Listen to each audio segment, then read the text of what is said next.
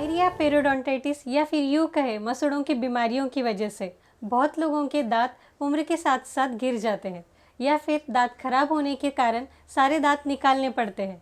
ऐसे पेशेंट्स में कौन कौन से ट्रीटमेंट ऑप्शंस होते हैं और उनका खर्चा कितना आता है, उसके बारे में आज बात करेंगे। नमस्ते व्यूअर्स, मैं डॉक्टर चैताली।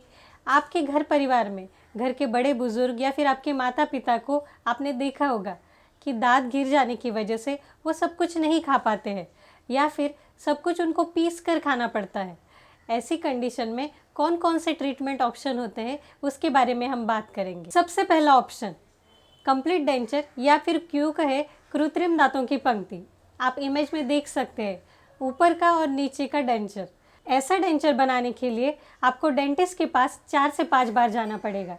उसमें अलग अलग तरीके के मेजरमेंट लिए जाते हैं। फिर दांत का कृत्रिम सेटअप होता है। फिर आर्टिफिशियल दांतों को वैक्स में लगाकर आपको दिखाया जाता है कि फाइनली आपकी डेंचर कैसी रहेगी। फिर उसके बाद आपको डेंचर दिया जाता है। डेंचर के साथ एक ही प्रॉब्लम होती है कि उसकी आपको आदत करनी होती है। कुछ दिन आपको उससे सिर्फ पहन कर रखना होता है, उससे खाना नहीं होता है।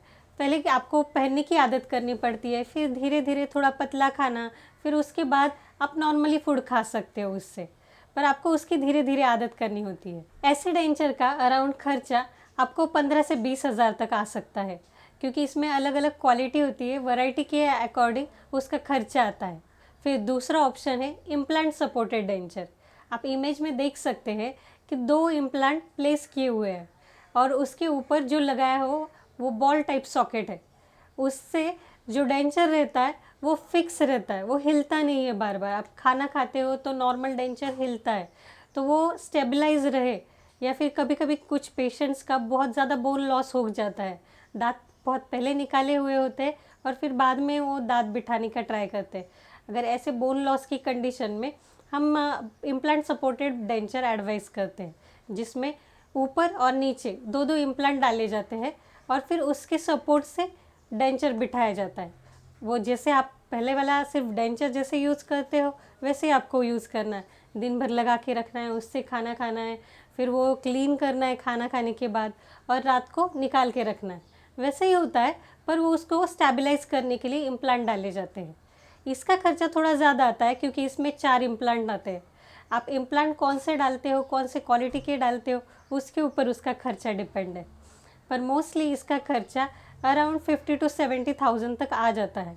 फिर तीसरा और सबसे बेस्ट है इम्प्लांट सपोर्टेड टीथ, जिसमें आपके मुंह में ऊपर नीचे 6 से 7 ऊपर, 6 से 7 इम्प्लांट नीचे ऐसे डालकर उसके ऊपर फिक्स दांत बिठाए जाते हैं और वो उससे आप कंफर्टेबली खा सकते हो। वो आपको निकाल के रखना या फिर क्लीन करने का कुछ टेंशन नहीं रहता है। पर आपको वो करने के लिए पहले आपकी एक फर्स्ट विज़िट रहेगी जिसमें आपके सारे इम्प्लांट प्लेस किए जाएंगे। फिर उसको 2 महीने तक बोन में, हड्डी में फिक्स होने के लिए रखा जाएगा।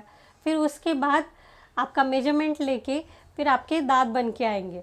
मतलब इसमें अराउंड आपका 2 से 3 महीने चले जाते हैं। इस ट्रीटमेंट ऑप्शन में आपको 2 से 3 लाख का खर्चा आ सकता है, क्योंकि ऑलरेडी इम्प्लांट और फिर उसके बाद फिक्स दांत, उसकी वजह से इसका खर्चा ज़्यादा आता है।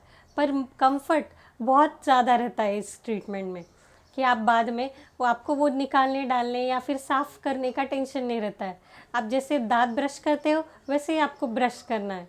या फिर वाटर पिक, यानी कि मैंने पहले भी मेरे एक वीडियो में बताया है कि अगर आपने इम्प्लांट किए हैं तो वो क्लीन रखने के लिए आपको वाटर पिक यानी कि वाटर फ्लॉसर का यूज़ करना चाहिए। वाटर फ्लॉसर की मदद से आप इम्प्लांट के साइड के मसूड़ों को क्लीन कर सकते हैं।